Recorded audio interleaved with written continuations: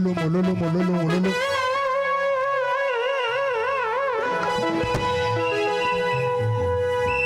Tiens, louant, tu es Dieu, qui dans tes pouvoirs est loué, ce n'est pas toi.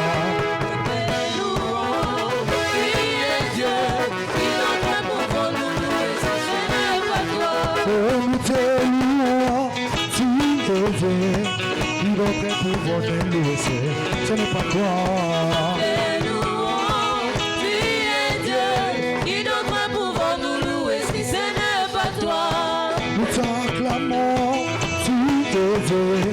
Qui d'autre pour nous louer, ce n'est pas toi. Tu es Dieu, qui d'autre pour nous louer, ce n'est pas toi. Oh, nous t'acclamons, tu es Dieu, qui d'autre pour nous louer, ce n'est pas toi. Tu es Dieu, qui d'autre pour nous louer, ce n'est pas toi. Oh, nous t'acclamons, tu es Dieu. Qui d'autre pouvoir te louer, ce n'est pas toi. Tu es Dieu, qui d'autre pouvoir nous louer, ce n'est pas toi. Louons, louons, Jésus, louons, louons. Le roi des rois, Tu sois loué, tu sois loué. Jésus, Tu sois loué, tu sois loué. le roi des rois. C'est aïe. Zambi bukalomba, Keseyaya. Keseyaya, wana zambi bukalomba, Keseyaya. Keseyaya, wana zambi nanga, wana zambi bukalomba, Keseyaya. Keseyaya, wana zambi bukalomba, Keseyaya. Zolayaya, Zolayaya, wana zambi bukalomba, Zolayaya.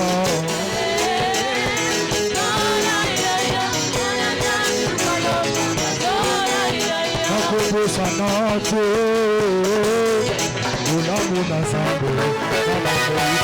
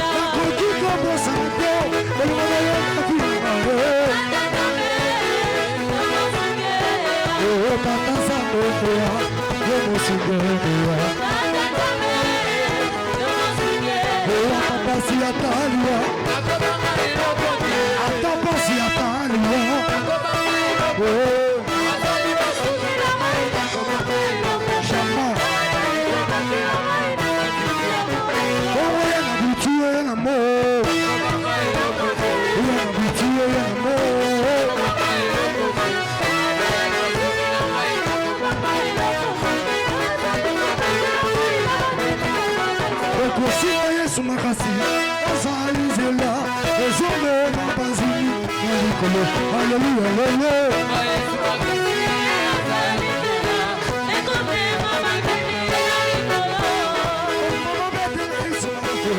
azalizela ezome mabazini nalikolo haleluya haleluya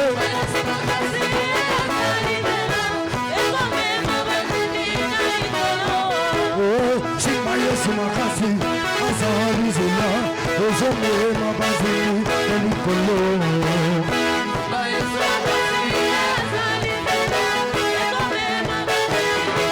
Alola tokoko tokoko Alola tokoko tokoko Alola tokoko tokoko Soki nakanisi elogota ya Soki nakanisi elogota ya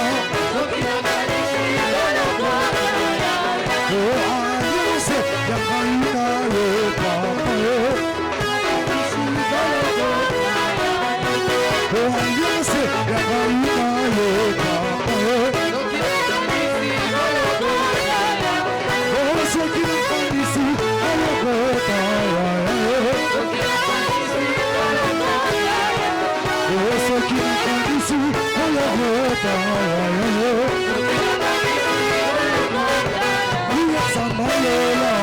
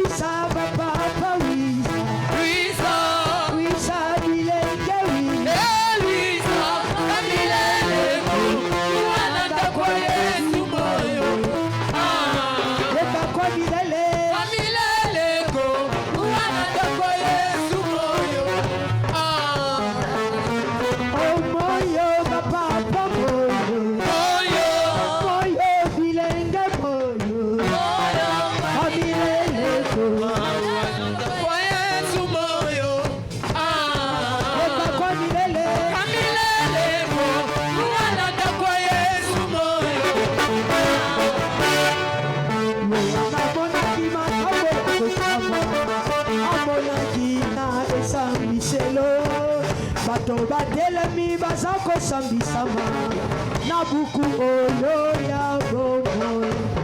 Loa namonaki makambo ya kokama amonaki na esambiselo. Bato batelemi baza kosambisama na buku oyo ya bomoi. Nakokende na lola tokutana namasiya mabikisi ebalokola na nte longoleli akeleki nakokende na manalo nakokende na lola tokutana namasiya mabikisi ebalokola na nte longoleli akeleki nakokende na manalo.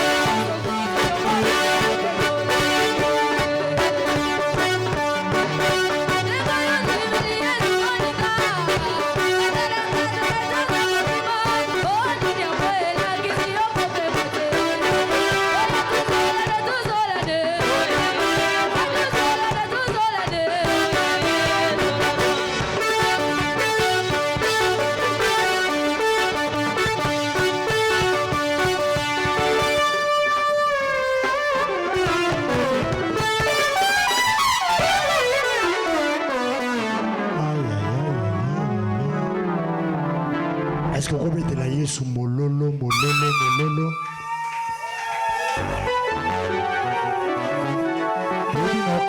Merci. Mololo no beteli kai. Merci. Mololo no beteli Maman Deborah. N'engis ko beteli ngai, ko beteli Nzambe.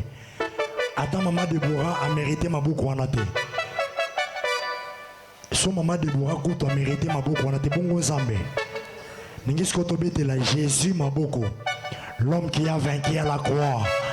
Est-ce qu'on peut l'acclamer? Est-ce qu'on peut saturer ses lieux? Ah, mololo na man.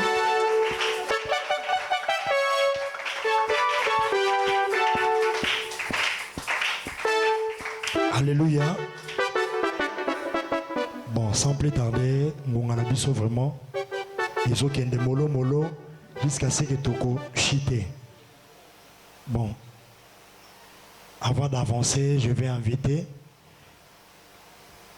la sœur Jaël Louyeye. Elle va passer pour Nakotanga mort de circonstances. Tangazole Kozobe de l'Anzambe Maboko Makasi.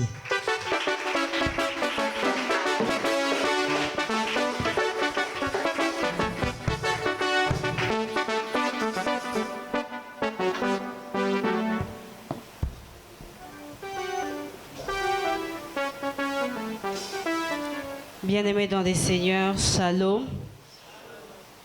Shalom. Est-ce que nous sommes dans la joie d'être en ces lieux ce soir? Tu peux le manifester en acclamant royalement pour le roi de rois. Acclame pour ce Dieu qui nous a encore réunis en ces lieux en ce moment. Alors qu'en ce moment, nombreux sont quelque part en train de célébrer l'indépendance, nous avons choisi de venir en ces lieux. Est-ce que tu peux acclamer pour le Seigneur? C'est avec une immense joie que l'Église de délivrance, la grâce de l'Éternel, vous accueille pour cette première édition de One Day. Nous rendons grâce à Dieu pour cette occasion qu'il nous accorde de nous réunir autour de sa parole. Nous saluons respectueusement les serviteurs de Dieu, les responsables de l'Église, les invités venus de près, de loin, ainsi que tout le peuple de Dieu présent en ces lieux. Cette rencontre spirituelle est placée sous le thème Jésus-Christ, notre indépendance, tiré de Jean 8, le verset 36. Si donc le Fils vous affranchit, vous serez réellement libre. Nous avons l'honneur de recevoir pour cette activité les révérends Bishop J.P. Kyungu Baraka, la révérende prophétesse Deborah Tulomba Watulomba et l'évangéliste Gloria Kasonga.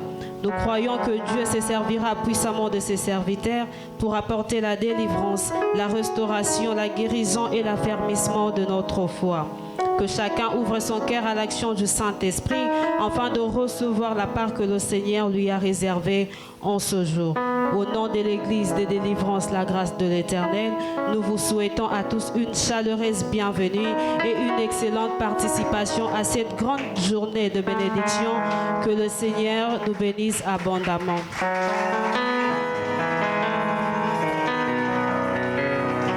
Est-ce que tu peux acclamer pour Jésus?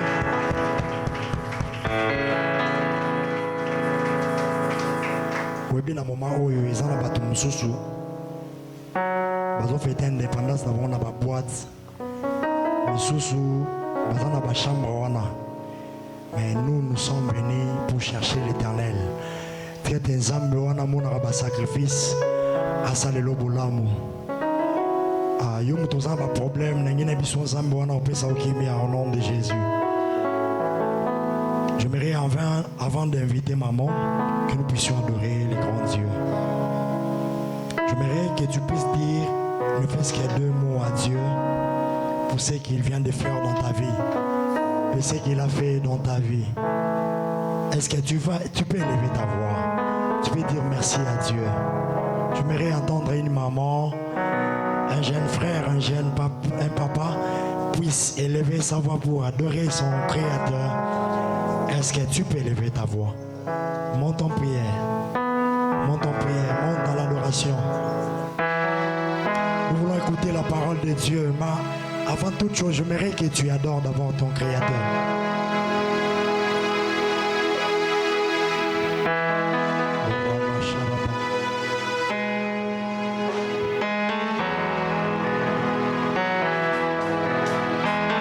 Soy kotombola. Yes. Soy kotombola.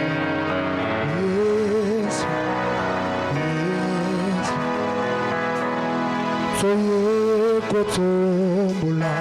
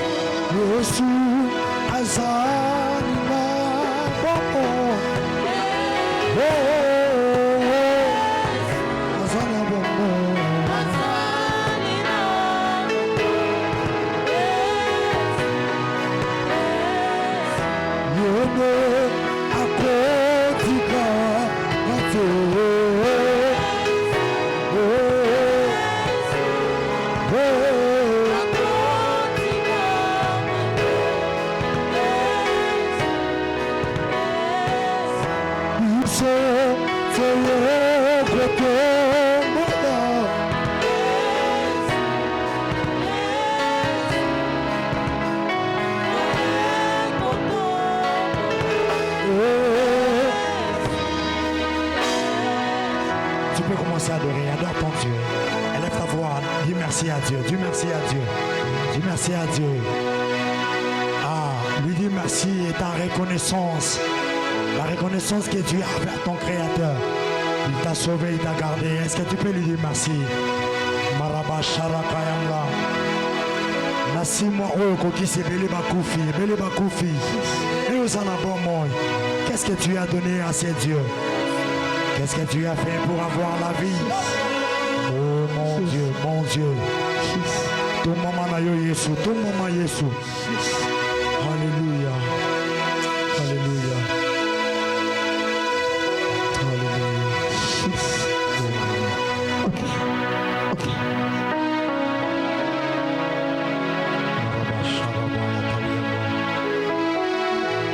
Mon Dieu. J'aimerais qu'une personne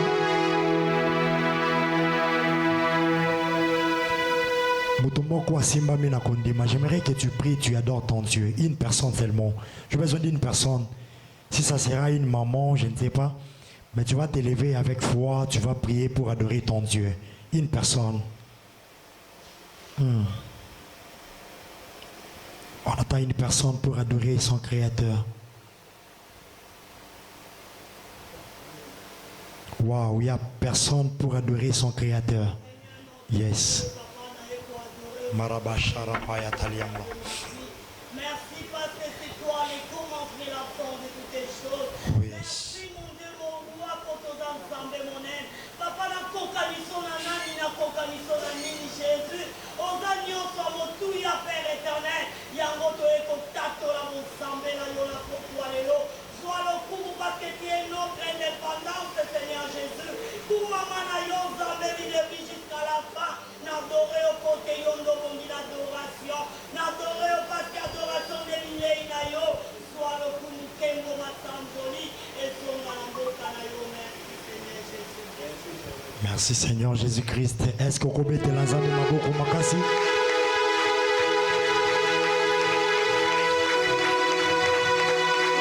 Nous voulons recevoir sur cette chaire la révérende prophétesse Déborah Tulumba. Ainsi que Zwami est dans la zotelema, yopotelemi pour honorer l'homme de Dieu. Est-ce que tu peux te lever pour honorer cette grâce? Aïe, aïe, aïe, aïe, aïe, aïe, aïe, aïe, aïe. Mettons mololo, mololo, mololo.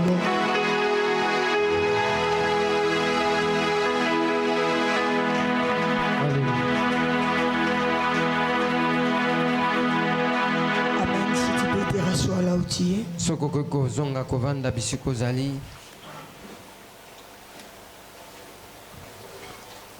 Nous devons respecter l'heure qu'on avait mentionné dans nos invitations. Est-ce qu'on peut arranger les sons de mon interprète? Augmenter les sons de l'interprète un peu, ce sera une bonne chose. Les musiciens sont partis où?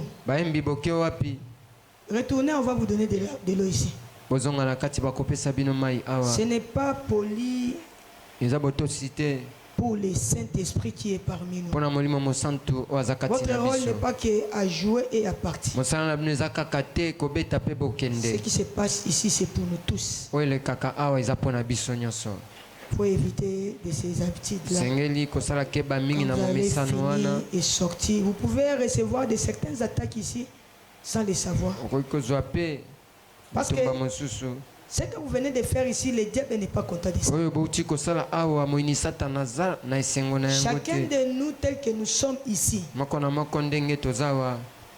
ce n'est pas de la même manière que l'Éternel fera quelque chose dans nos vies. Il y a d'autres personnes, l'Éternel les ont visitées qu'en adorant. Maintenant, dès lors que toi tu as fait que cette personne-là soit déchaîné au travers de ton adoration, le diable n'est pas content de toi et il poussera de te dire sors, sors. Et après tu reçois quelque chose, on dira que c'est Maman Déborah qui a livré. Ah, ce n'est pas Maman Déborah, c'est l'imprudence de ton mère. C'est juste pour vous protéger. L'une des raisons, je vous ai retourné. Est-ce qu'on peut acclamer pour la gloire de Dieu? Est-ce que tu peux encore ajouter les acclamations? Que l'Éternel te bénisse. Que l'Éternel te bénisse. Avant de commencer les messages de ce soir, je voulais d'abord honorer les personnes qui sont parmi nous. En guise de reconnaissance, j'honore tous les hommes de Dieu qui sont parmi nous. Celui qui est parmi nous ici étant un homme de Dieu, parmi l'orateur de ce soir invité, tu peux te lever là où tu es et l'église va t'honorer. Même les hommes de Dieu, les servants de Dieu qui sont parmi nous, lève-toi là où tu es et l'église va t'honorer. La Bible dit les hommes de Dieu méritent les doubles de ton honneur. Si tu peux te lever rapidement et l'église va t'honorer. Est-ce qu'il n'y a pas des hommes de Dieu, des femmes servantes ici? Où on ne comprend pas de ce qu'ils sont en train de parler. Et je vais passer. Que l'Éternel vous bénisse. Comme il n'y a pas de servants de Dieu ici, il n'y a pas de serviteurs de Dieu ici, je voulais honorer le fils de mon père qui est parmi nous ici. Le fils de mon père qui est parmi nous ici. Il est venu par l'invitation pour couvrir la présence de notre papa. Moi je les appelle les fils de mon père. Lorsque j'invite le prophète David, là où il s'élève, on acclame très très fort pour la gloire de Dieu. Est-ce qu'on peut honorer l'homme de Dieu de ce soir? Est-ce que tu peux acclamer, d'honorer la grâce qu'il a amenée ici? De la même manière, tu es en train d'honorer cette grâce. Et cette grâce va te bénir aussi. Il n'est pas venu seul. Accompagné avec notre frère de la régénération. Si on peut encore exagérer d'acclamer encore, que l'Éternel vous bénisse. Nous sommes déjà bénis par ta présence. Et on sera encore plus bénis encore. Je sais que tu marches avec l'onction de mon Père. Que l'Éternel te bénisse, toi qui accompagnes. Et je voulais aussi inviter aussi honorer nos invités qui sont parmi nous. Les personnes qui ont reçu des tracts au moyen de téléphone. Si tu es parmi nous ici, lève-toi là où tu es et l'église va t'honorer. Je te dis encore d'acclamer pour le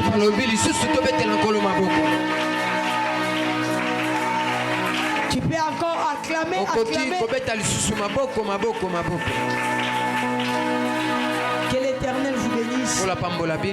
Mes mamans que j'aime beaucoup. Soyez bénis.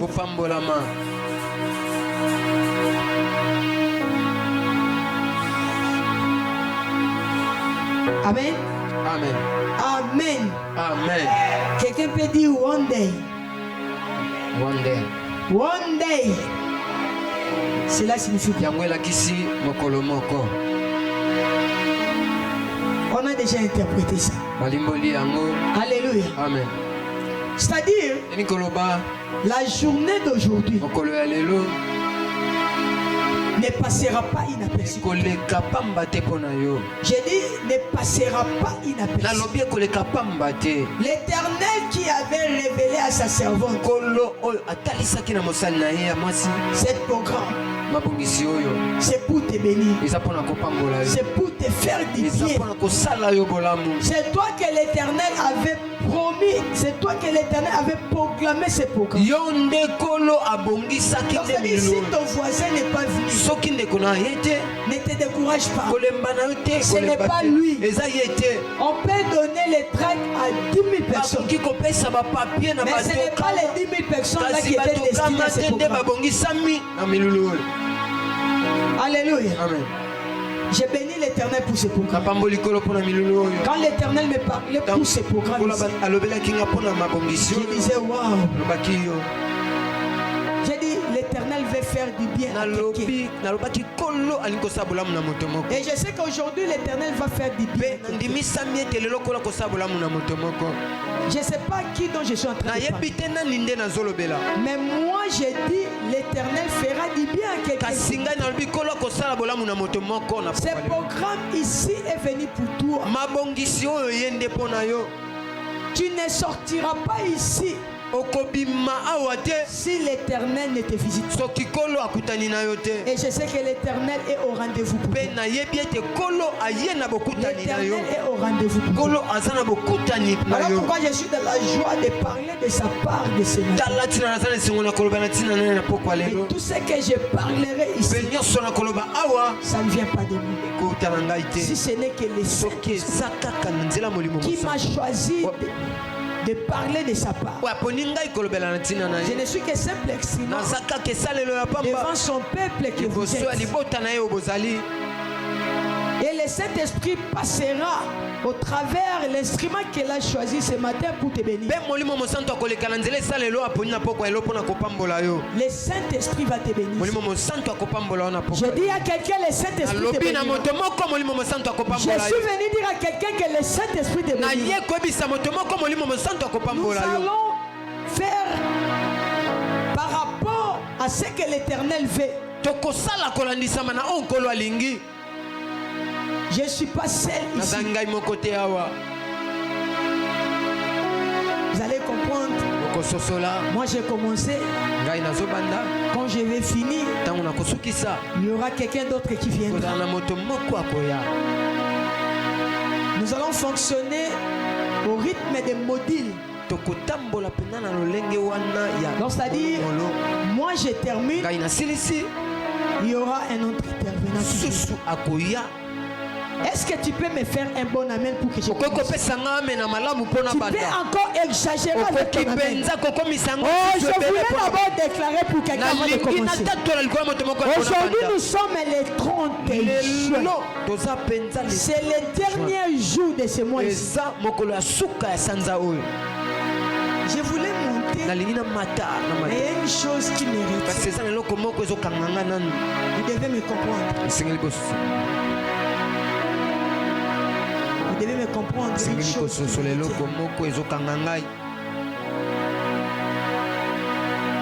Cette journée, je sens en moi de dire à Dieu merci pour mon défunt papa. Si il ne m'avait pas engendré, sinon on n'allait pas m'appeler servant. Il n'est plus avec nous. Il y a déjà 7 mois dont il vient. Mais aujourd'hui, quand il était en vie, c'était le jour de son anniversaire. Voilà pourquoi je me sens pas. Si je ne resterai pas même quelques minutes de silence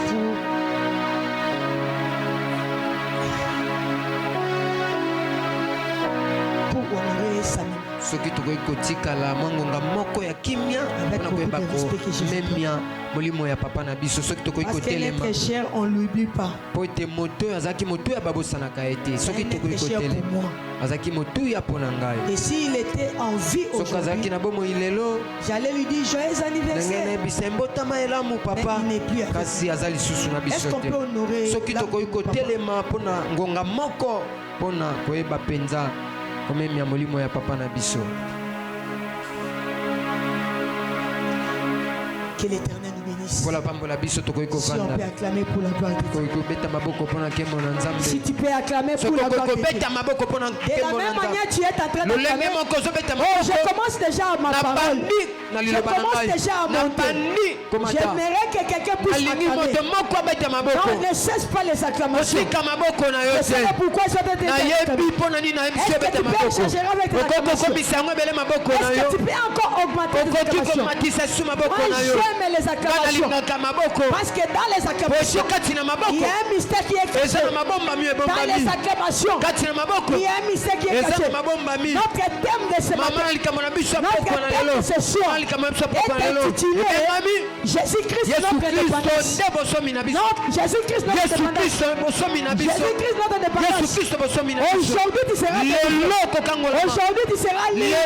Oh, j'ai compris une chose. Les enfants d'Israël devant le mur de Jéricho, ils acclamaient et le mur de Jéricho était tombé. Oh, je ne sais pas qui il y a de temps. Quel est le Jéricho de ta vie? Je suis prophète, je ne suis pas pasteur.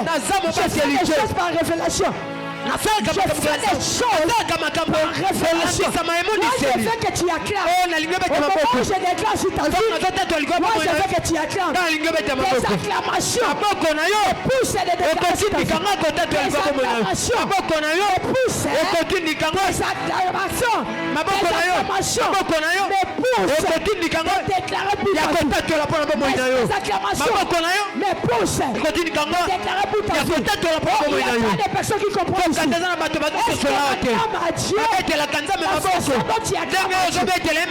tu peux acclamer pour toi? Moi je vais déclarer, si tu as la foi, ce soir, tu vivras la médecine. Si tu as la foi, si tu as la foi, avec les acclamations, est-ce que tu peux bien acclamer? Moi je vais déclarer sur ta vie. Je vais déclarer sur ta vie. Tu peux acclamer très fort. Mes déclarations ce soir. Mes déclarations ce soir. Elle y est dans ce monde ici. Déclaration ce soir. Elle y est dans ce monde ici. Elle y est dans ce monde ici. On parle des mois de jour. Quand on parle des mois de jour, je suis en train de voir les chiffres 6. Quand je suis en train de voir les chiffres 6, qui est en train de me parler? C'est Luc qui est en train de me parler. Luc me dit ceci. C'était au 6e mois que l'ange Gabriel était venu visiter Marie. Est-ce qu'il y a des maris qui sont ici? Est-ce qu'il y a des maris qui sont ici? Parce qu'à la 6e mois, la visitation de l'ange Gabriel était pour Marie. Je parle pour les maris. Je parle pour les maris. Je parle pour les maris. L'ange Gabriel était venu au 6e mois pour visiter un certain mari. Oh, j'ai compris une chose. C'est le mois de visitation. Je lève ma main. Je déclare que ma vie ce soir. L'Éternel puisse envoyer un ange. Puisse envoyer l'ange afin de visiter ta vie. Afin de te visiter ce soir. Si l'ange te visite, ta vie va changer. Si l'ange te visite, ta vie va changer. Ton problème est là. Aura la solution. Je ne sais pas qui dont je parle. Je ne sais pas qui dont je parle. Est-ce qu'il y a des personnes sensibles ici? Est-ce qu'il y a des personnes sensibles ici? C'est les derniers jours. C'est moi ici. C'est les derniers jours. C'est moi ici. Quand je parle des derniers jours, faut bien la fin du jour. Faut bien la fin du jour. Quand je parle de ça, qui est en train de me dire, qui est en train de me parler, c'est Bartimée. Bartimée me dit ceci. Quand Christ était entré à Jéricho, moi je n'ai pas vu Christ. C'était le début. C'était l'entrée. Le commencement. Christ est entré. Bartimée n'a pas vu Christ. Christ est entré à Jéricho. Bartimée n'avait pas vu Christ. Une chose que j'ai aimée lors de sortir de Christ en Jéricho, Bartimée a vu Jésus. Bartimée a vu Jésus. C'était le sortir de Jésus. Le combat de sortir de Jésus. C'était la fin. Qu'est-ce que j'aimerais dire à quelqu'un? Le début de ce mots sur Jésus-Christ ne t'avait pas visité. Tu n'avais pas vu Jésus. Le début de ce mois ici, je prophétise dans ta vie. Ce soir, de ce programme ici, cette journée se termine pas. Christ ne sortira pas dans cette mois ici. Je ne sais pas qui dont je parle. Je ne sais pas qui dont je parle. C'est trop fort pour les gens qui sont distraits. C'est facile pour les gens sensibles. C'est facile pour les gens sensibles. Je déclare dans ta vie la visitation de l'ange. La visitation de l'ange. Et les rencontres du Saint-Esprit. Ce soir, cette journée, l'Éternel ne passera pas. L'Éternel ne passera pas. Ce programme ici, l'Éternel ne passera pas. Oh, j'aime. Bartimée a dit, fils de David, aie pitié de moi. Tu es venu ce soir. Tu es le fils de David. Aie pitié de toi. Avec ton problème, aie pitié de toi. Christ est venu pour combler un vide qui est en toi. Christ est venu pour combler un vide qui est en toi. Lorsque Bartimée a vu Jésus, Bartimée n'avait pas fermé sa bouche. Bartimée avait parlé. Et quand Bartimée a parlé, la grâce a localisé. La grâce a localisé. Oh, j'ai compris une chose. Lorsque la grâce localise quelqu'un, change la vie d'une personne. Lorsque la grâce localise quelqu'un, change l'identité d'une personne. Je prie à mon Dieu que la grâce de l'Éternel te localise. Localise ton problème. Afin de changer de situation. Afin de changer de problème. La grâce. Lorsqu'il localise quelqu'un, il donne l'identité de Dieu. Il donne l'identité de Dieu. Qui est celui-là qui va recevoir la grâce de l'Éternel ce soir, afin que son problème ait la solution. Ce que j'aime, lorsque la grâce arrive dans la vie d'une personne, la grâce, même ici il y a la loi soumet devant la grâce. La loi ne résiste pas. Devant la grâce, la loi ne résiste pas. C'est pour cela, je vais dire à quelqu'un, la loi est modifiable. Ne se change pas. Car la grâce, c'est la bénédiction. Car la grâce, c'est ton droit. La grâce, c'est son droit. Aujourd'hui, comme la grâce est venue, il est venu te localiser. Comme la grâce est venue, la loi loi de ta famille va changer. L'identité mauvaise va tomber. Celui qui me fait un bon ami, il a bénéficié de sa révélation. Celui qui comprend ces choses, il va franchir cette porte avec la bénédiction. Je dis par la grâce. Je parle par la grâce. Lorsqu'il a localisé la fille d'Esther, la grâce n'avait pas regardé le cabello, la beauté. Lorsqu'il a localisé la grâce n'avait pas baissé le protocole afin que Esther entre dans la palais. J'ouvre la porte. Quelqu'un qui comprend ces choses, que la grâce te localise, il t'introduise là où tes parents ne sont pas entrés. La grâce te localise afin de t'introduire là où tes parents ne sont pas entrés. J'aime la grâce. Je déclare pour quelqu'un, j'aime la grâce. Que la grâce localise une personne, ça fait quelqu'un un panneau publicitaire. La grâce va te donner l'importance, l'identité que les gens vont commencer à te chercher. Les gens vont chercher dans sa vie. J'aime la grâce. La grâce a localisé, s'appelle Joseph. La grâce a localisé Joseph. La grâce n'avait pas besoin de Joseph. La grâce n'avait pas besoin de relation de Joseph. Je suis venu dire à quelqu'un, même s'il n'a pas de relation, même s'il n'a pas de relation, même si tu n'as pas étudié, ce n'est pas un problème. Même si tu n'as pas la famille, ce n'est pas un problème. Oh, je voulais te dire, un jour, prophète, j'ai lu la Bible, dans le livre de 1 Samuel,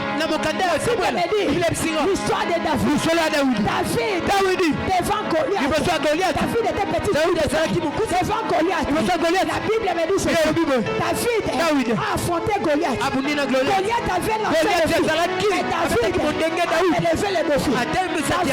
David a vaincu Goliath. Ce que j'avais aimé, on avait besoin de la tête de Goliath. Mais quand David a tué Goliath, David a pris la tête. Il l'a amené chez Saoul. La Bible me dit, quand David est arrivé, il a présenté la tête. Au lieu que Goliath, au lieu que Saoul s'intéresse à la tête de Goliath, Saoul ne s'est pas intéressé à la tête de Goliath.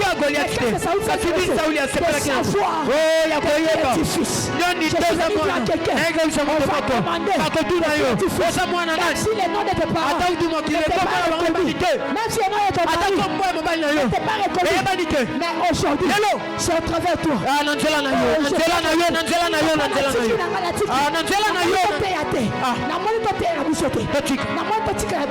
Parce qu'il y a des certaines personnes que l'Éternel veut te faire bien à travers cette déclaration. Beaucoup de gens sont distraits. Beaucoup de gens sont distraits. Moi, j'ai mes poumons. Le Saint-Esprit qui me tue, il est en train d'agir.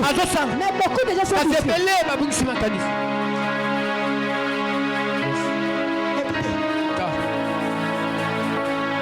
Des moments pareils ne passera pas de ça.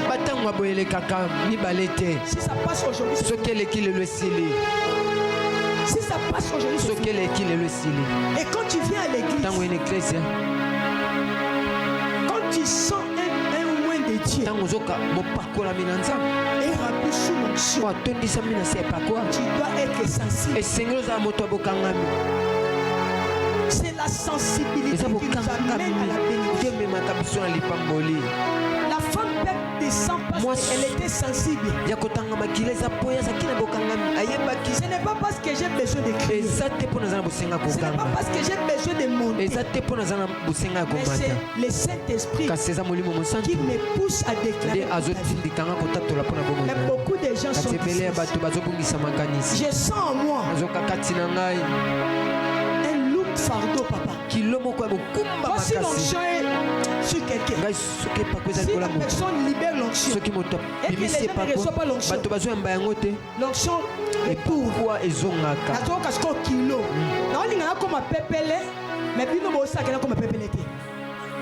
Parce que j'ai l'onction.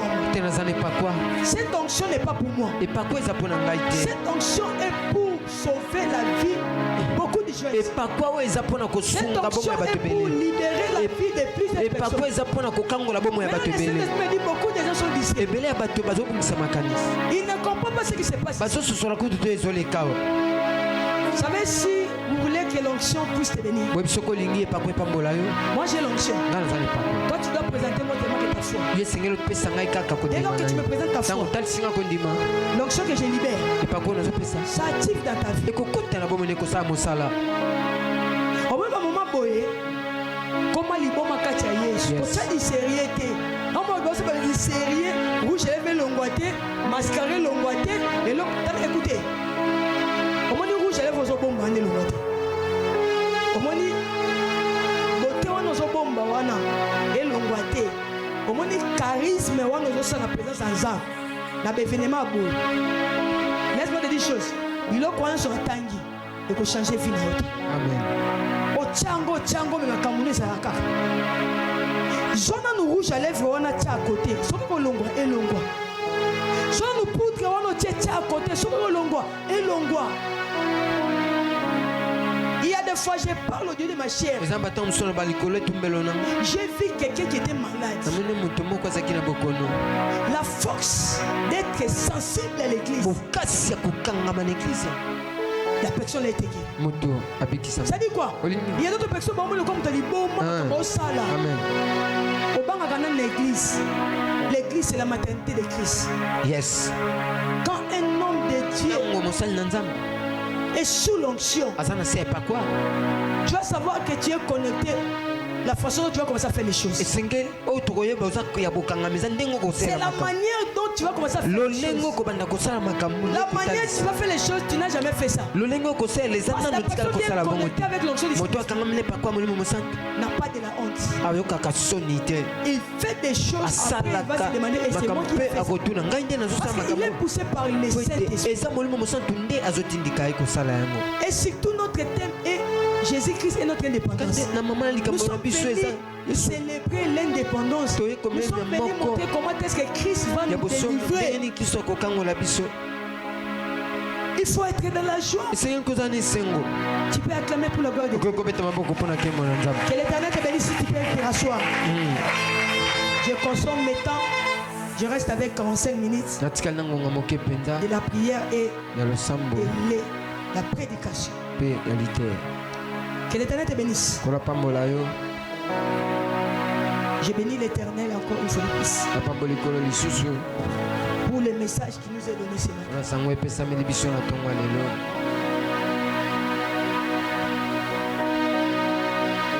Cette journée, c'est un grand jour.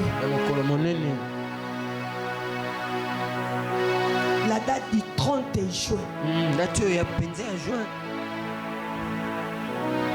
Notre pays est en train de commémorer la liberté. Autrefois, notre pays était dirigé. Notre pays était gouverné par de certaines autorités.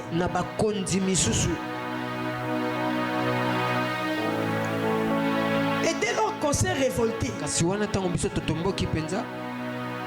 paix à son âme, notre héros Lumumba,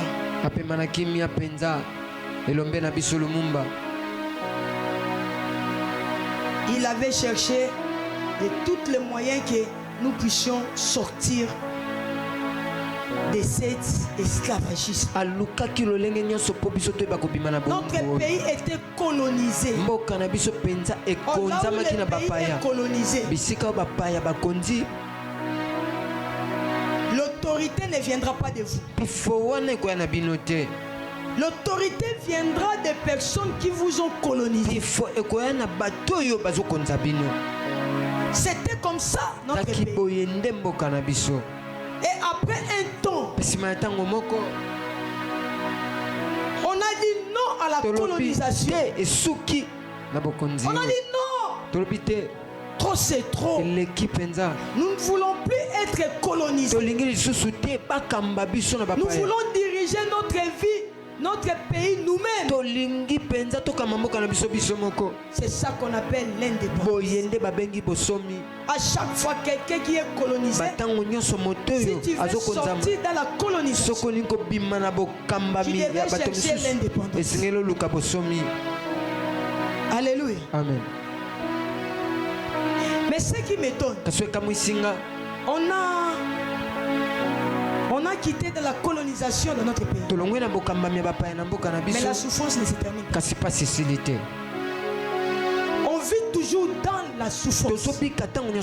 On vit toujours dans la misère. Il y a toujours des choses qui ne marchent pas. Il y a toujours des complications dans notre pays. Il y a toujours des formes, on est en train toujours de multiplier des complications dans notre pays.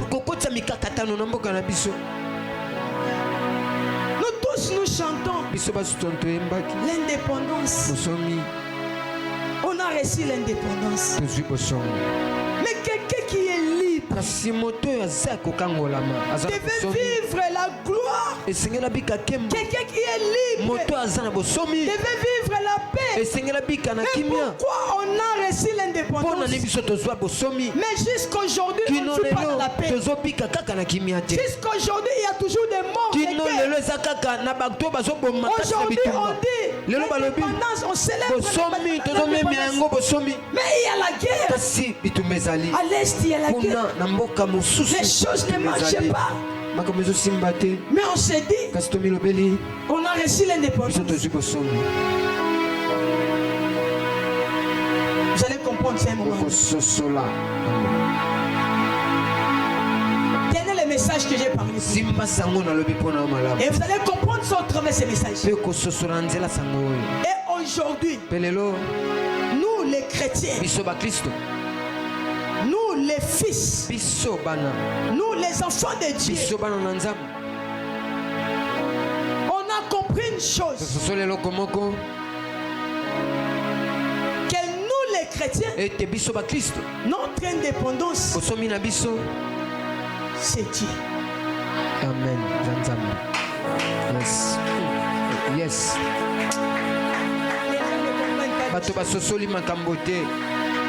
Je passe. C'est ça notre thème qui nous est réunis ici. C'est ça le message que nous allons parler ce soir.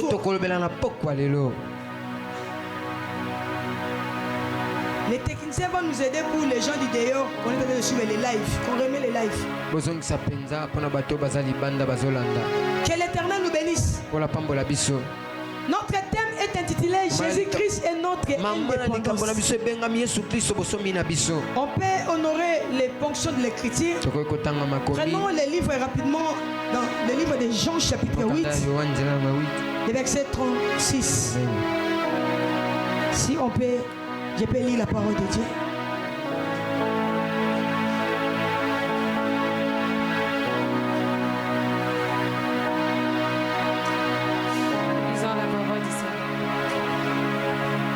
Chapitre 8, le verset 36. Or, l'esclave ne demeure pas toujours dans la maison. Les fils y demeurent toujours. Commence par le verset 36. Si donc les fils vous affranchissent, vous serez réellement libres. Est-ce qu'on peut acclamer pour la parole de Dieu? Même honorer la parole, tu ne peux pas laisser ta Bible pour vraiment acclamer pour la parole de Dieu. Non, quand on dit acclamer la parole de Dieu, c'est Dieu. On n'exige pas Dieu. Si Fati était ici, on n'allait même pas te pousser. Tu vas commencer à applaudir toi-même. Mais pour Dieu qui a créé Fati, tu peux acclamer pour la parole de Dieu. L'Éternel te bénisse si tu peux te rasseoir.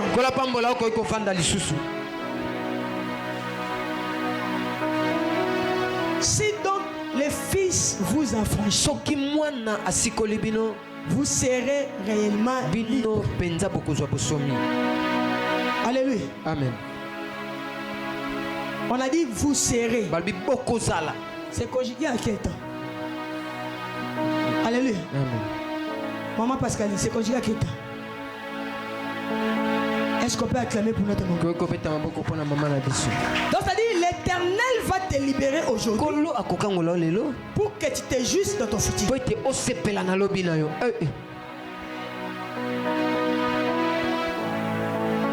Les combats que tu as gagnés aujourd'hui, tu vas proclamer la victoire de Dieu. J'aime dans ces choses qu'il y ait des gens qui comprennent. J'ai dit des fois, nous sommes des prophètes. Nous, quand nous prêchons, c'est une façon de déclarer Dieu.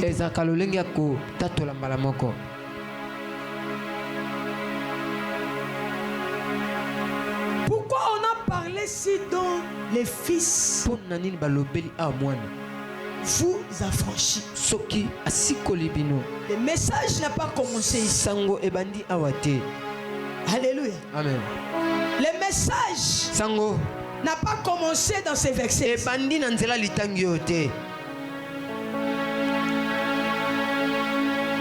il y avait des gens, il y avait des enfants qui étaient comme des esclaves. Parce qu'on est en train de parler de l'indépendance. Lorsqu'on parle de l'indépendance, j'ai dit c'est la colonisation. Il y a des certaines personnes qui sont parmi nous. On a colonisé leur vie dans des lois de la famille, dans des hôtels de la famille. Il y a des fois même de certaines personnes non leur famille, mais dans de certains quartiers. Tu es venu louer la maison, mais on a colonisé ta vie par rapport à de certaines lois de ces quartiers. Et cette loi a commencé à peser sur toi. Lorsqu'on a colonisé quelqu'un, la personne vivra sous l'autorité des personnes qui l'a colonisé. Quel est cet quartier qui a colonisé? Quelle est cette loi de ta famille qui a colonisé ta vie? Ta destinée ne peut pas être colonisée. Est-ce que je peux parler à quelqu'un? Je dis ta destinée ne peut pas être colonisée. Ta vie ne peut pas être colonisée. Mais ta vie était colonisée dans de certaines lois, dans les lois de ta famille. Il y a de certaines femmes qui se sont mariées.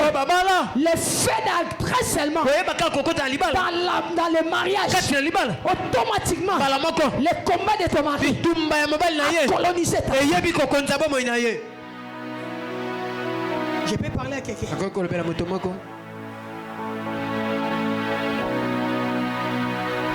Maintenant, pour sortir dans cette colonisation, pour sortir dans cette colonisation, pour que ton aimé ne soit plus dirigé dans de certaines autorités, qu'est-ce que tu devais faire? C'est pour cela que la Bible nous dit, Jean 8 est en train de nous dire, si tu veux sortir dans la colonisation, il faudrait maintenant les fils de l'homme t'affranchir. Aujourd'hui, Christ est venu t'affranchir. Oh, il n'y a pas de personnes qui comprennent les choses ici. J'ai dit aujourd'hui, Christ est venu t'affranchir.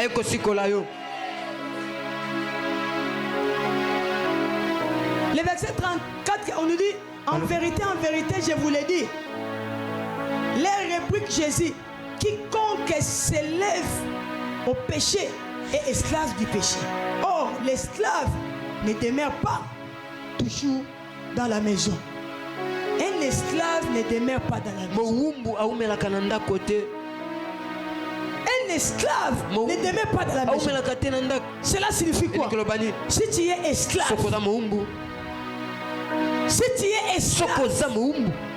dans de certaines lois de ta famille, la maison dont je parle, pour demeurer, c'est ta bénédiction. Tu ne demeureras n'auras pas ta bénédiction. Qu'est-ce qui est en train de pécher? Ce sont les lois. Mais la grâce est venue. Je dis à quelqu'un, la grâce est venue.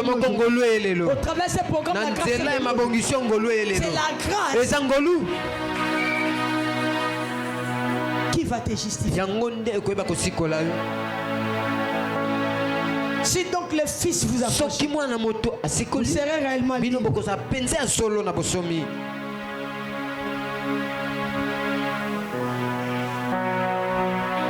Ça veut dire tout simplement la liberté de ta vie ne dépend pas des hommes. La liberté réelle pour toi vient de Dieu. Vient de Dieu.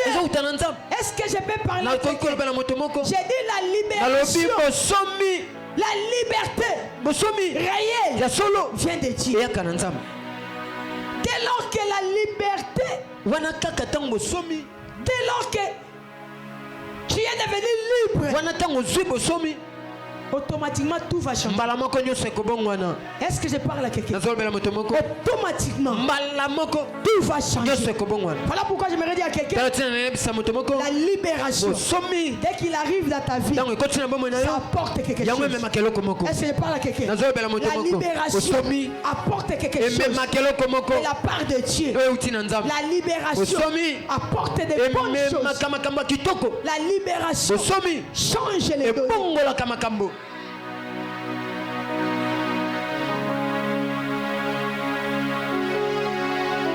Lorsque l'Éternel apporte la libération dans ta vie, la libération de Dieu va commencer maintenant à dépasser les conditions extérieures ainsi que les conditions intérieures. Donc ça dit ça va transformer ta vie intérieure, ça va aussi transformer ta vie extérieure.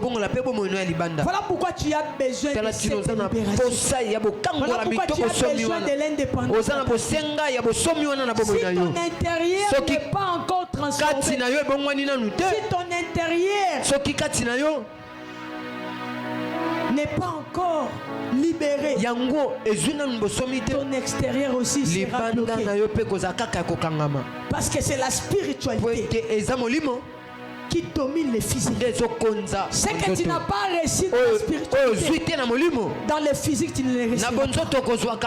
Le mariage qui est bloqué dans la spiritualité, dans le physique, il n'y aura pas. Le travail qui est bloqué dans la spiritualité, dans le physique, tu ne le vivras pas.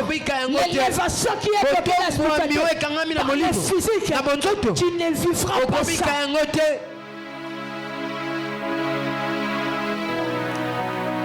Maintenant, la libération apportée par Jésus-Christ dépasse les conditions, je dis, extérieures et intérieures. C'est-à-dire quoi? Tu peux être riche, mais tu n'es pas libre. Tu peux être riche, mais tu n'es pas libre. Tu peux construire des immeubles, mais tu n'es pas libre. Notre pays ici a de certaines richesses, mais il n'est pas libre. Si tu n'es pas d'accord avec moi, je vais te dire pourquoi la guerre. S'il y avait la paix, on n'allait pas vivre la guerre. Pour dire quoi? On a des richesses, on a presque tout, mais nous ne sommes pas libres. Parce que jusqu'à présent, on n'a pas encore réussi l'indépendance. L'indépendance pour nous tous, que ce soit pour ce pays, ne dépend pas des armes, ne dépend pas de l'autorité, mais l'indépendance totale, même pour notre pays, dépend de Dieu. Dépend de Dieu. Si aujourd'hui Dieu décide de libérer ce pays, personne ne va s'opposer. Vous allez voir, la guerre va finir dans la facilité. Mais je sais une chose. Avec ce programme ici, la présence de toi, la présence de moi, nous sommes venus ici. Avec notre prière, le Congo sera libéré. Oh, je dis à quelqu'un, le Congo sera libéré. C'est pourquoi j'ai dit ta prière, le Congo devait être libéré. Parce qu'il y a de certaines bénédictions qui sont liées dans ce pays. Si le Congo est libéré, tu vas en profiter. Il y a certaines bénédictions pour toi, pour tes enfants est lié. Tu as bien fait de venir dans ce pays. Alléluia. Amen. Tu peux avoir la richesse, mais aussi longtemps tu es esclave dans la loi de ta famille. Il y a de certaines personnes, ils travaillent, ils gagnent de l'argent, mais sa vie n'est pas stable. Pour dire quoi? Tu n'es pas encore libre. Ta vie est contrôlée. On est en train de gérer ta vie sans le savoir. Voilà pourquoi tu n'es pas stable dans ta vie. Il y a de certaines personnes qui se sont mariées, mais ils n'ont pas la paix dans leur mariage. Parce que ta vie est contrôlée dans la loi de la famille. Il y a des personnes qui font des grandes commerces. Il peut avancer. En un temps, il va chuter. Parce que ta vie est contrôlée. Aussi longtemps ta vie n'est pas libre, sera toujours gérée par d'autres personnes. Pendant le programme ici est venu pour toi.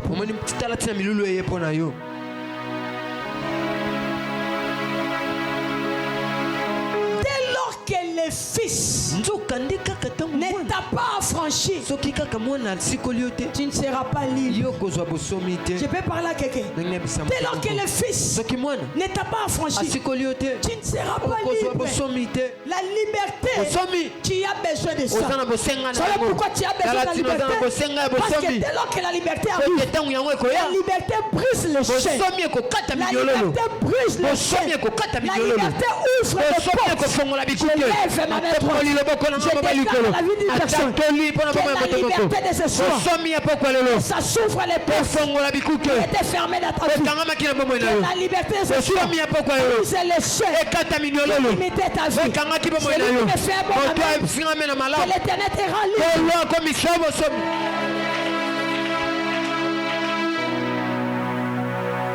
La liberté brise même les poids du péché.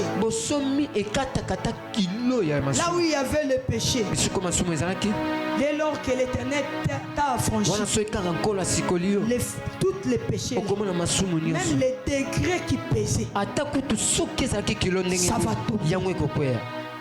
Les hommes de ce monde peuvent te présenter ces péchés. Mais dès lors que le Fils t'a déjà affranchi, le poids du péché là va tomber. La liberté brise même la culpabilité. Il y a beaucoup de gens qui sont parmi nous, beaucoup de gens qui prient, mais ils vivent dans la culpabilité. La liberté l'a déjà brisé. La liberté a déjà brisé ses péchés. Jusqu'aujourd'hui, ils ne croient pas qu'ils sont libres. Même si tu avais tué, même si tu as fait les avortements, même si tu as fait l'impudicité, tout ce que tu avais commis comme péché, dès lors que tu as accepté Christ dans ta vie et le Fils t'a affranchi, tu es devenu libre. Il ne faut plus vivre de la culpabilité. Il ne faut plus vivre toujours un homme péché. Parce que Christ t'a déjà affranchi. Tu es devenu libre. Laissez les hommes parler de tes péchés passés. Laisse que puisse te critiquer par tes péchés passés. Mais la personne qui t'a déjà affranchi ne te présentera plus de péchés. Tu devrais marcher étant enfant de Dieu. La tête est haute. Toi, depuis que Christ t'a déjà affranchi avec tes péchés, si tu attends seulement là-bas, on parle de ton passé, tu te décourages pour servir. Maman Linda, Quand je passe et que tu parles de mon passé, mon péché passé, si tu penses que moi je vais dévier les chemins, papa, je vais t'affronter pour te dire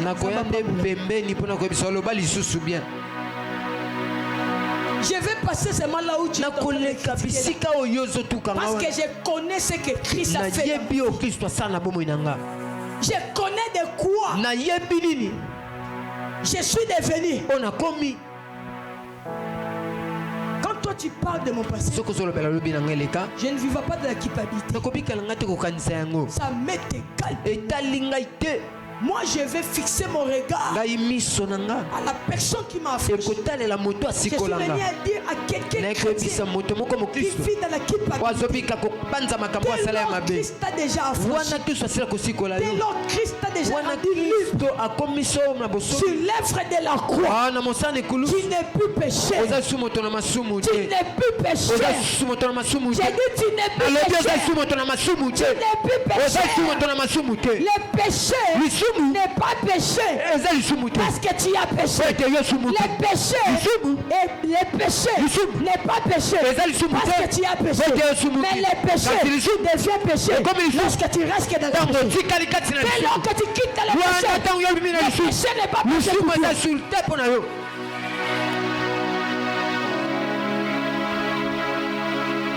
Le péché n'est pas péché parce que tu as péché. Mais le péché devient péché dès lors que tu restes dans cet état-là. Ça devient péché. Mais quand tu as péché, tu te lèves, tu demandes pardon à Dieu, tu continues ta course, tu avances. L'Éternel t'a déjà affranchi. Ce n'est pas un péché. Parce que personne né d'une femme a ses faiblesses.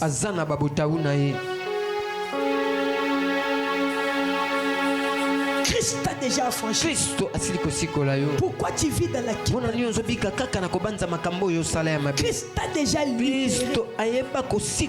Pourquoi tu vis dans la culpabilité? Vous savez, quelqu'un qui vit dans la culpabilité n'avance pas dans la spiritualité. Sera en retard dans la spiritualité. Chaque fois que tu vis dans la culpabilité, tu vas commencer à régner ta foi. Christ t'a déjà sauvé. Il a accepté l'œuvre de la croix, c'est par rapport à ta foi. En réalité des choses, les personnes qui vivent dans la culpabilité ne croient pas à l'œuvre de la croix. Si tu crois à l'œuvre de la croix, pourquoi vivre dans la culpabilité? Si tu crois que Christ t'a déjà affranchi, pourquoi vivre dans la culpabilité? Un chrétien qui a reçu Christ peut aussi tomber. Mais la bonne nouvelle de ne pas rester là où tu es tombé. Tu avances. Aujourd'hui, on prêche le péché. C'est comme si on était de condamner quelqu'un. Le message du péché, ce n'est pas pour condamner quelqu'un, mais c'est pour montrer à quelqu'un que Christ l'a franchi. Alors que tu commets le péché, tu te lèves et tu continues ta course.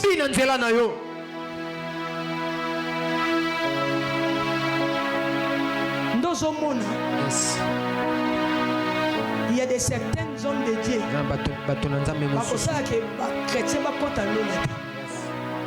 À cause de l'interprétation des messages. Très bien. Quand toi tu prêches quelqu'un, c'est comme si les sous limbisa makate. Muta comme obanga. Aomona kutuna continue kama sumu oleke na sambi. Pona kokufa nanga kaka.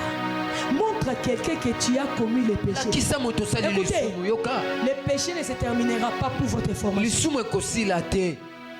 Dès lors que tu vis dans le monde du péché.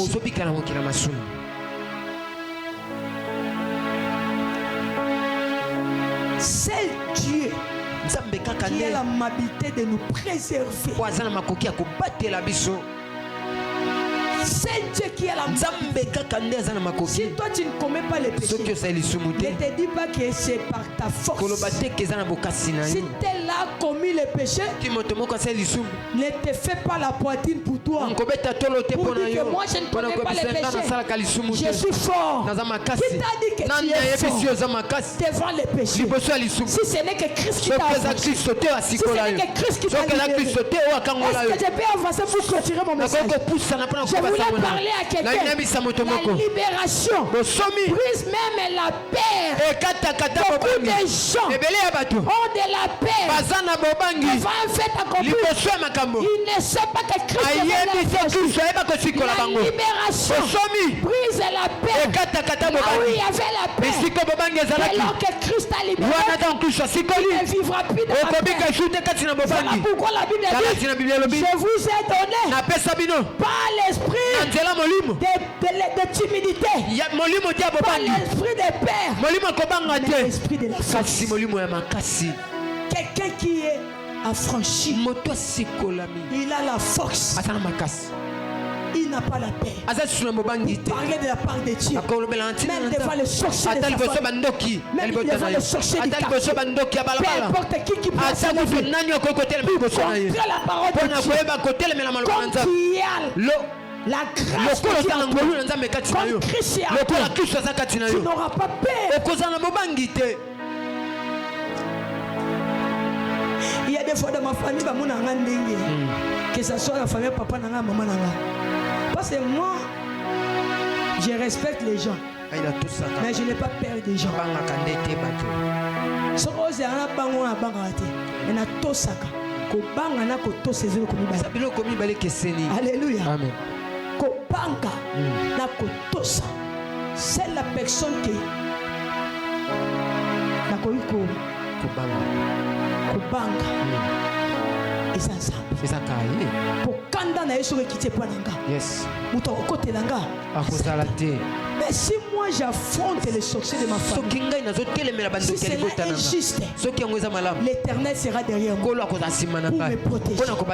Pourquoi tu perds devant les sorciers de ta famille? Pourquoi tu perds devant les sorciers de ta famille? Parce que celui qui est à toi est plus fort que celui qui est dans le monde. Celui qui est en toi est plus fort que celui qui est dans le monde. Il y a des fois,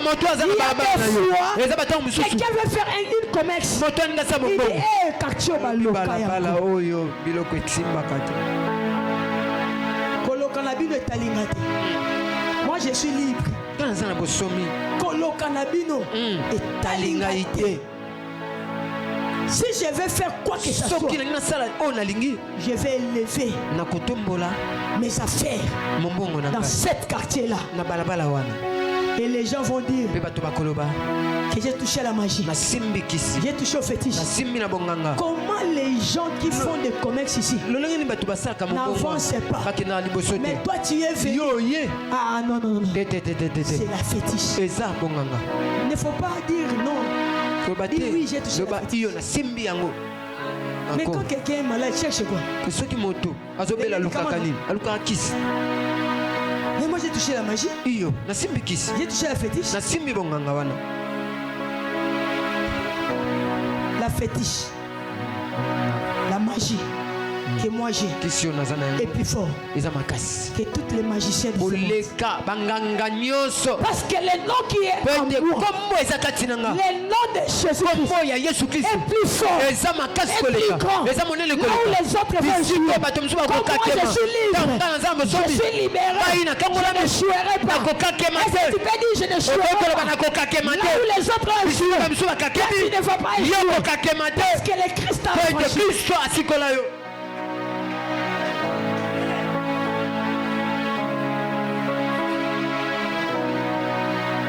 De quoi? La vraie libération ne vient pas des hommes. Il y a de la place ici. La vraie libération ne vient pas des hommes. La vraie libération vient de Dieu. Est-ce que je parle à quelqu'un? Vient de Jésus-Christ. Voilà pourquoi notre thème de ce soir est intitulé Jésus-Christ, notre indépendance. Lorsqu'on parle de l'indépendance, ça veut dire tout simplement la libération. Ça veut dire tout simplement la libération. Christ est venu libérer quelqu'un. Je ne sais pas comment il est libéré. Je ne sais pas dans quelle situation je ne sais pas dans quelle position Christ je ne connais pas ton problème. Christ, c'est lui qui connaît ton problème. C'est lui qui connaît ta situation.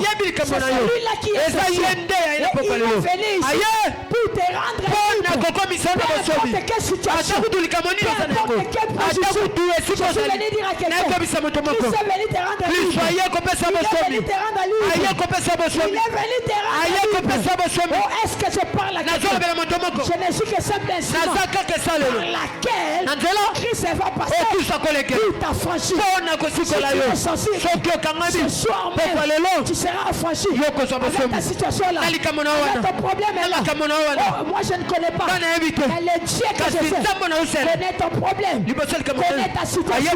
Sous l'onction qu'il m'a mandaté, l'onction qu'il m'a mandaté, c'est cette onction là va te rendre libre. Si tu crois à cela, fais-moi un bon appel. Si tu crois à cela, fais-moi un bon appel. Christ est le véritable libérateur. Christ est le véritable libération. Il a pris beaucoup de médicaments. Mais les médicaments ne t'ont pas rendu libre. Avec cette maladie-là. Mais ce soir, Christ est venu remplacer les médicaments. Au nom de Jésus, est venu remplacer les médicaments. En fait, que tu sois guéri. Christ est venu là où on t'avait dit là. Tu es condamné par la stérilité. Christ est venu. Il est venu rendre ta maternité. Est-ce que je parle à quelqu'un? Est-ce que je parle à quelqu'un? Christ est venu te rendre libre. Autrefois, la loi de ta famille on prit ta maternité. La loi de ta famille on prit ta maternité. On l'a caché quelque part. Et je voulais te dire, le roi suprême est venu. Les sorciers de ta famille ont le pouvoir. Les sorciers de ta famille ont le pouvoir. On le pouvoir. Mais je suis venu dire à quelqu'un qui est venu ce soir.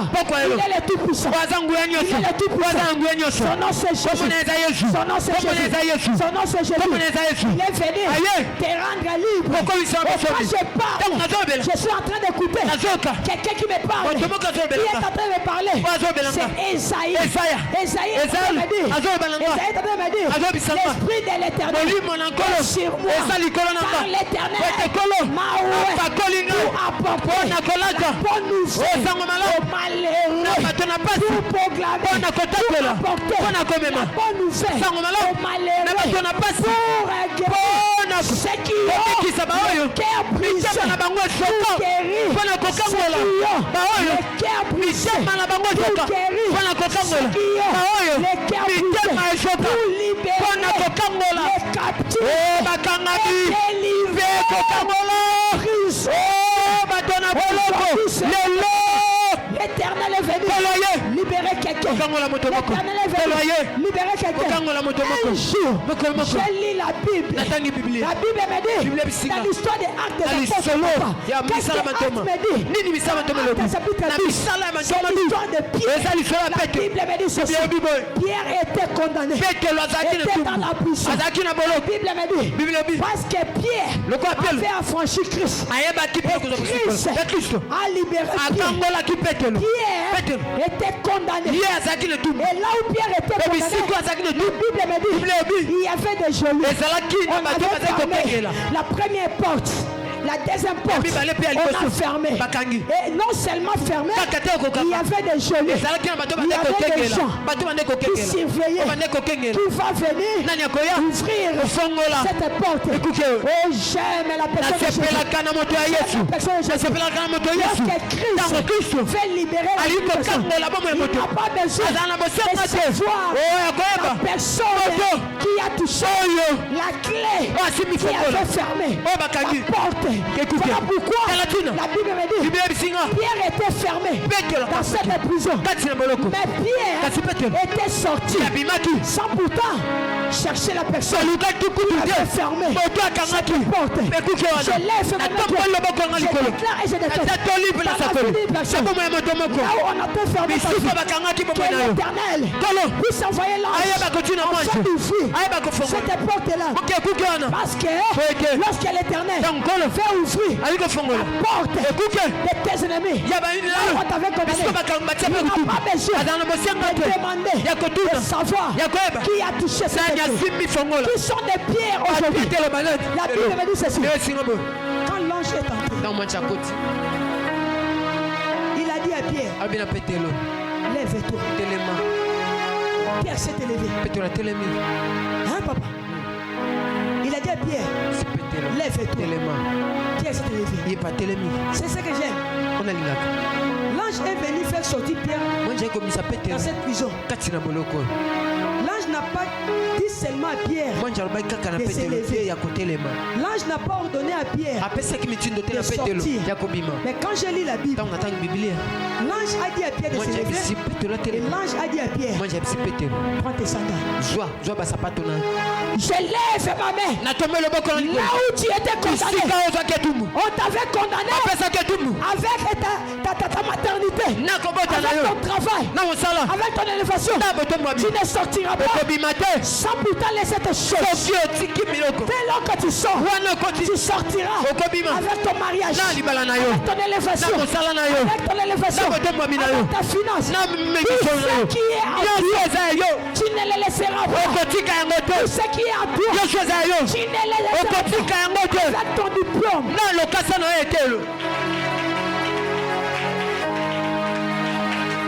Il a dit, lève-toi. Prends tes sandales. Prends ta ceinture. Et suis.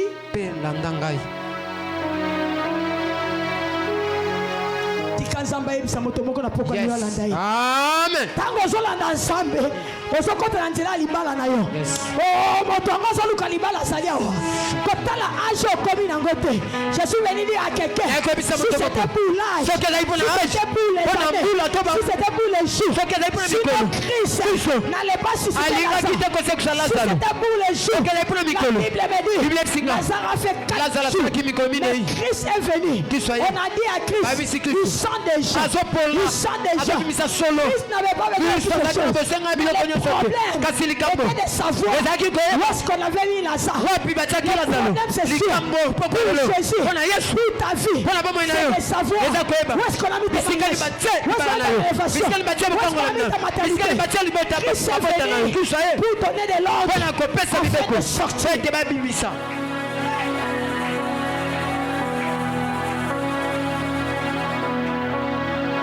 Malgré les portes des prisons qui étaient fermées. Mais la Bible me dit, lorsque le Fils a affranchi Pierre, les portes étaient ouvertes. J'ai dit les portes étaient ouvertes. Christ a affranchi une femme courbée pendant 18 ans. La Bible me dit, quand Christ a vu cette femme, Jésus est mis de compassion. Est-ce que Batongo Bazalia? Amen.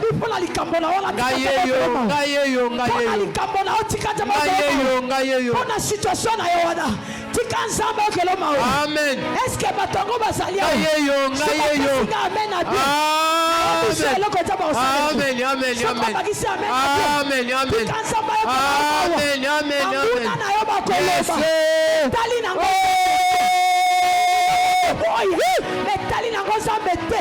Quand je lis la Bible, la parole de Dieu me dit ceci.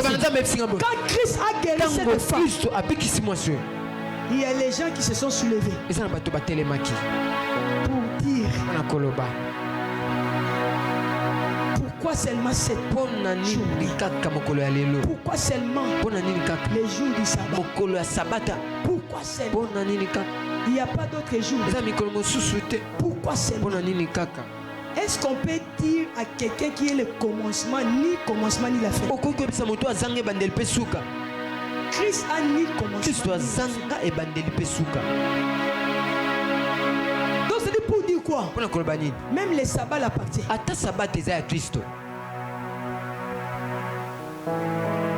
Mais c'est que moi j'aime par révélation. Quand tu lis cette fonction d'écriture, en descendant au-dessus, la Bible me dit quoi? La réponse de Christ était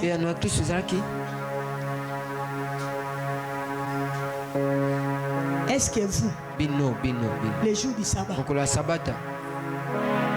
vous n'ouvrez pas vos ânes pour leur donner de l'eau?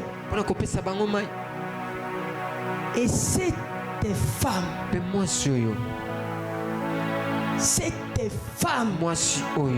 et les filles, à d'autre part, descendants d'Abraham.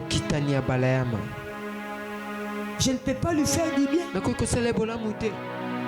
Est-ce que les descendants d'Abraham sont ici? Est-ce que les descendants d'Abraham sont ici? Que l'Éternel veut faire du bien? Est-ce que les descendants d'Abraham sont ici?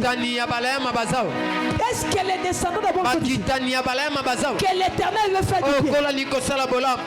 Que l'Éternel veut faire du bien? Balinga te Zamba zo saela obola muna poko. Banguna na balinga te Zambe alola oya bengi yo ao aso salela yo bolamu na poko yo pe bakisa na suka yango na nko.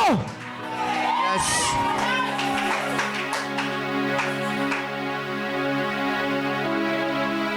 Cette femme de 18 ans, Christ l'a affranchi.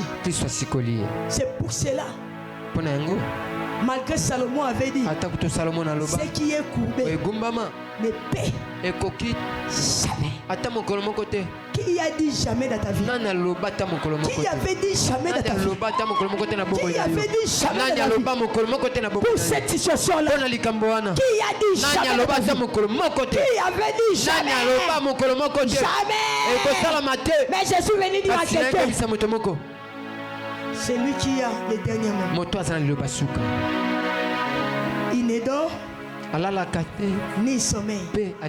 Son nom c'est Jésus. Son nom c'est Jésus. Son nom c'est Jésus.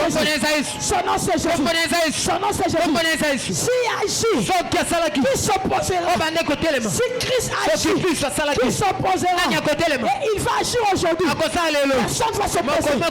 Il va agir aujourd'hui. J'ai dit personne. J'ai dit personne. Personne.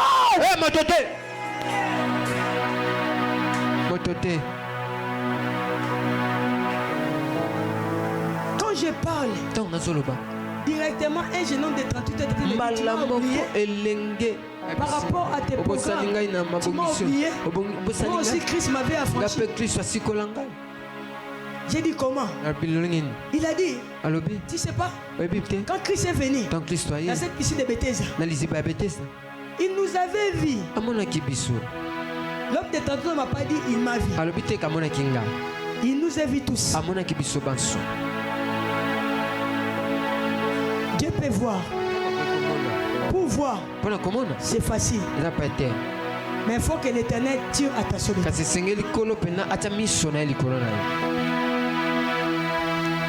a dit il m'a vu. Et il m'a demandé, veux-tu être qui? Il est venu demander à quelqu'un qui est venu ce soir. Veux-tu être qui? Moi je parle par la foi. Je prêche par la foi. Si tu me présentes ta foi, je déverserai mon onction sur toi. Si tu me présentes ta foi, je déverserai mon onction sur toi. Il a dit, veux-tu être guéri? C'est la question que Christ pose ce soir. Veux-tu être marié? Veux-tu être guéri? Veux-tu avoir les enfants? Veux-tu travailler? Veux-tu voyager?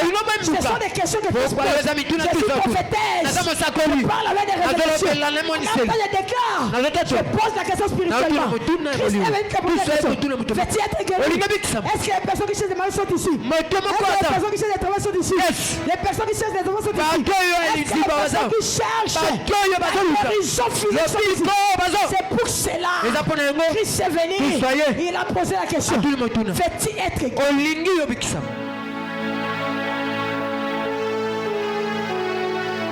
Lève-toi. Prends ton lit. Lève-toi. Prends ton mariage. Lève-toi. Prends ta guérison. Lève-toi. Prends tes enfants. Lève-toi. Prends ta maternité. Lève-toi. Prends tes enfants. Prends ta guérison. Prends ton argent. Prends ton élévation. Prends tes voyages. Prends tout ce qui est à toi. Prends tout ce qui est à toi. Il a dit, je remplacerai les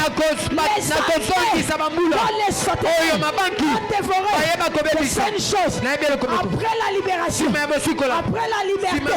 Après la libération. Il y a toujours des bonnes choses. Il y a toujours des bonnes choses. Pourquoi j'ai dit cela? Parce qu'un jour, l'Éternel a dit après, malgré l'esclavagisme était descendant, malgré cet esclavagisme, mais ils partiront esclaves. Mais ils sortiront avec la richesse. Allez, banda comme ma richesse là. Banda comme ma beta maboko bima bima bima. Beta maboko bima le bana zobima. Beta maboko le bana zobima. Aïe aïe aïe aïe aïe aïe aïe aïe aïe aïe aïe aïe aïe. Jamais trop. Redere bossa kaya mandere bossa. Tosa appuyer. Rebebe bebe bebe. Beta maboko. Soprevere bossa ya mandere bossa. Beta maboko. Ribebe bebe bossa. Aïe aïe aïe aïe aïe aïe aïe aïe aïe aïe. Est-ce qu'il y a des gens qui sont ici?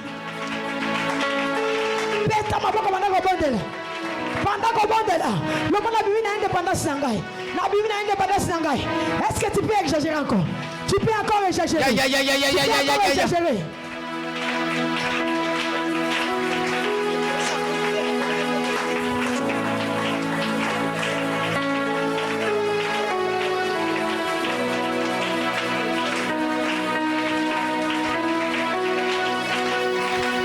Exagérer. Tu peux exagérer. Tu peux exagérer. Monte encore, monte encore. Mata.